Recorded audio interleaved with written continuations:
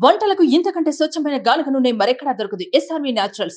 Orders కై screen పై number కి call చేయండి. నా తరఫున తెలుగు ప్రజల తరఫున కేంద్ర ప్రభుత్వం తరఫున హృదయపూర్వకమైనటువంటి శుభాకాంక్షలు.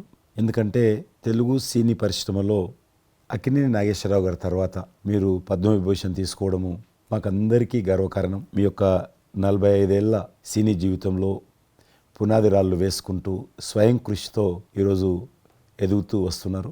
ఎంతో కష్టపడి మీరు ఈ స్థాయికి చేరుకున్నటువంటి మీకు ఈరోజు కేంద్ర ప్రభుత్వం పద్మవిభూషణ్తో సన్మానించడము నిజంగా ప్రతి తెలుగు బిడ్డ గర్వపడాల్సినటువంటి అంశం అని నేను భావిస్తా ఉన్నాను. Thank you so much. Padma Vibhushan వచ్చిన ఈ సందర్భంలో మీరు అభినందించడానికి నా స్నేహితుడిగా చిరకాల మిత్రుడిగా మీరు రావటం అన్నది నాకు చాలా చాలా సంతోషం, మిక్కిలి ఆనందంగా ఉంది. అండ్ మీ ప్రేమని మీ అభిమానాన్ని ఆస్వాదిస్తున్నాను. Thank you so much. ఢిల్లీలో రాష్ట్రపతి చేతుల మీదుగా తీసుకుంటున్నారు కాబట్టి మేము దానికంటే ముందే మిమ్మల్ని కలవాలి, అభినందించాలనేటువంటి ఆలోచనతో ఈరోజు మీ దగ్గరికి రావడం జరిగింది. మోస్ట్ వెల్కమ్ అండి. దక్షిణ భారతదేశంలో రజనీకాంత్ గారు కానీ మీరు కానీ ఒక మంచి నైతిక విలువలతో కూడినటువంటి నటులుగా మంచి పేరు తెచ్చుకున్నారు. అంతేకాకుండా మన తెలుగు ఇండస్ట్రీస్కి వచ్చినప్పుడు తెలుగు ఇండస్ట్రీలో అప్పుడప్పుడు అనేక రకాల సమస్యలు వస్తుంటాయి, క్రైసిస్ వస్తూ ఉన్నప్పుడు ప్రభుత్వంతో కానీ మీ నటుల మధ్యలో కానీ సినిమా ఇండస్ట్రీ మధ్యలో కానీ వచ్చినప్పుడు సీనియర్ నటుడుగా మెగాస్టార్గా అందరినీ సమన్వయపరుస్తూ మరి ముందుకు తీసుకెళ్ళేటువంటి వారు. అలాంటి మీరు ఈరోజు మరి పద్మవిభూషణ్ రావడం అనేటువంటిది మరి అందరం సంతోషించాల్సిన అంశం అని నేను భావిస్తా ఉన్నాను. ఈ ఇండస్ట్రీ లేకపోతే మేము లేవండి. మా చదివిన చదువుకు కానీ మన బ్యాక్గ్రౌండ్కి కానీ ఏదో ఒక మారుమూల ఉద్యోగం చూసుకుంటూ ఉండాల్సిన వాళ్ళు ఈ రోజున ఇంత సెలబ్రిటీ స్టేటస్ కానీ ప్రపంచవ్యాప్తంగా ఎక్కడ మన వాళ్ళు ఉన్నా సరే అక్కడ గుర్తింపు కానివ్వండి, ఇవన్నీ రావటం అంటే కనుక కళామ తల్లి ఆ సినిమా ఇండస్ట్రీ నాకు పెట్టిన భిక్షగా నేను ఫీల్ అవుతుంటాను.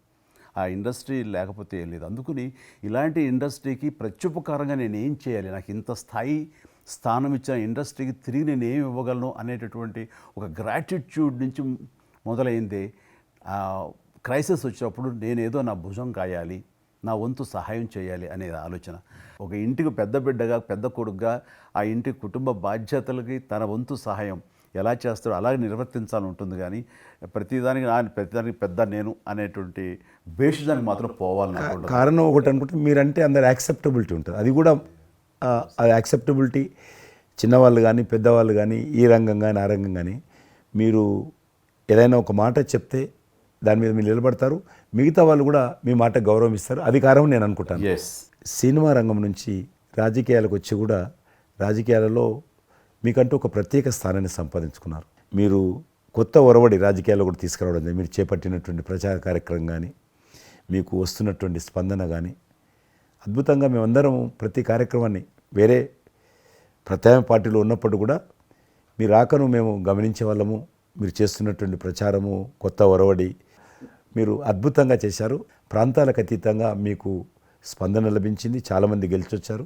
ఒక ఆర్టిస్ట్గా నేను మంచి స్థితిలో ఉన్నప్పుడు రాజకీయాల్లోకి వెళ్ళాల్సినటువంటి ఒక పరిస్థితులు నెలకొన్నాయి.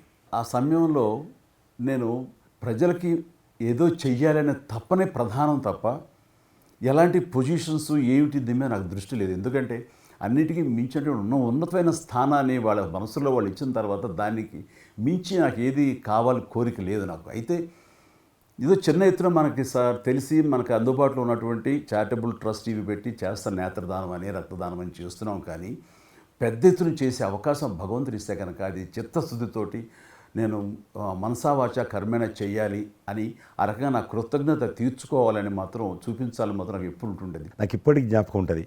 ఇది అంతకుముందు ఒకటే ఉండేది, ఇలాగ పెట్టినప్పుడల్లా ప్రతిసారి మీరే జ్ఞాపకం వస్తారు నాకు. ఎంత కీన్ అబ్జర్వేషన్. రాజకీయంగా ఉన్నప్పుడు మాత్రం నాకు ఎనలేని సంతృప్తి ఎక్కడ లభించిందంటే ముఖ్యంగా ఇప్పుడు తమరు చేస్తున్నటువంటి శాఖ ఉంది కదా టూరిజం, అది నేను మీకంటే కొంచెం ఒక స్టెప్ ముందుగా దాన్ని నేను అవి నిర్వర్తించినప్పుడు ఆ శాఖలో మంత్రిగా నాకు పొందినటువంటి అనుభూతి కానీ లభించిన సంతృప్తి కానీ అంతా ఇంత కాదు. ఆ రకంగా మాత్రం రాజకీయాలకు వస్తే ఇంత చేయొచ్చా అనేది మాత్రం నాకు సుస్పష్టంగా నాకు అనుభవపూర్వకంగా తెలిసి వచ్చింది మంత్రిగా ఉన్నప్పుడు టూరిజానికి. అది అలా అలా వెళ్ళి ఆఖరికి ఒక కల్నరీ ఇన్స్టిట్యూట్ అనేది నాకు అవకాశం వచ్చింది. తిరుపతిలో నేను వెళ్ళాను. అద్భుతమైనటువంటి ఇన్స్టిట్యూట్ అది. అంటే క్షమించాలి, అది ఇనిషియేట్ చేసి తీసుకురావడం వరకు నేను చేసి ఇంకా ప్లానింగ్ అంతా మీరు ఉన్నప్పుడే జరిగింది. అంతా జరిగింది. రాబట్టడానికి ఎంత కృషి చేశానంటే అంతా ఇంత కాదు, అది మనకు రాకుండా పోయే పరిస్థితులు ఉన్నాయండి. ఆ టైం లోపల ఒక మినిస్టర్నా ఒక సూపర్ స్టార్నా అన్నీ పక్కన పెట్టేసి ఆ ప్లానింగ్ కమిషన్ చైర్మన్ ఉండేవారు మౌంటిగా అహులూవాలియా, ఆయన దీన్ని వద్దు, మనకి ఇది వైబుల్ కాదు, ఇది ఫీజిబుల్ కాదంటే కనుక కాదని ఆయన గుమ్మదరికి వెళ్ళిపోయి చేతులు కట్టుకుని ఇది ఓకే చేయండి సార్, దీని ఆవశ్యకత అంతా కాదు. ఇండియాలో ఉన్నటువంటి ఎన్ని రకాల స్టేట్స్, ఎన్ని రకాల కల్చర్స్ ఉన్నాయో అన్ని రకాల వంటకాలు ఉండేటటువంటి దేశం మందే. అది నేర్పించే ఒక ఇన్స్టిట్యూషను ఈ రోజున మనకి కావాలి. అదే కల్నరీ ఇన్స్టిట్యూట్. అది మనకు వచ్చింది, దాన్ని మనం నిలబెట్టుకోవాలి. ఇది గొప్ప అవకాశం, ఎంతోమందికి ఉద్యోగం ఇవ్వటమే కాదు, మన కల్చర్ని కూడా మనం నిలబెట్టడం అవుతామంటూ ఆయనతో పోరాడి కన్విన్స్ చేసి ఓకే చేసి ఇక్కడ రాష్ట్ర ప్రభుత్వం అంటే ఆ రోజున ఉన్న రాష్ట్ర ప్రభుత్వం ఒప్పించి రేణుగుంటలో 17 ఎకరాల దాకా చేయించి ఇంకా పెట్టేస్తున్నాం, ఇంకా మనం స్టోన్ వేస్తున్నాం ఇక్కడ అని అనుకున్న సమయంలో ఈ రాష్ట్ర విభజన సమయంలో నేను రిజిగ్నేషన్ టెండర్ చేసి వచ్చింది. అయితే ఫైల్ సంతకం అన్నీ అయిపోయినాయి.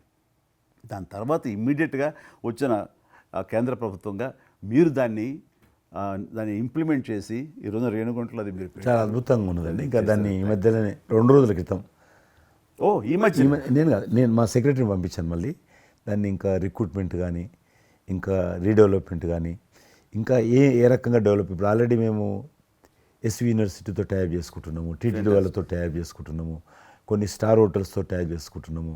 ఆ రకంగా ఇంకా మీరు ఏదైతే ఆలోచన ఉండనో మీ ఆలోచన ప్రకారం దాన్ని ముందుకు ముందుకు తీసుకెళ్తాం. సుమన్ టీవీలో మీ పర్సనల్ అండ్ బిజినెస్ ప్రమోషన్స్ కోసం కింది నెంబర్కి కాంటాక్ట్ చేయండి.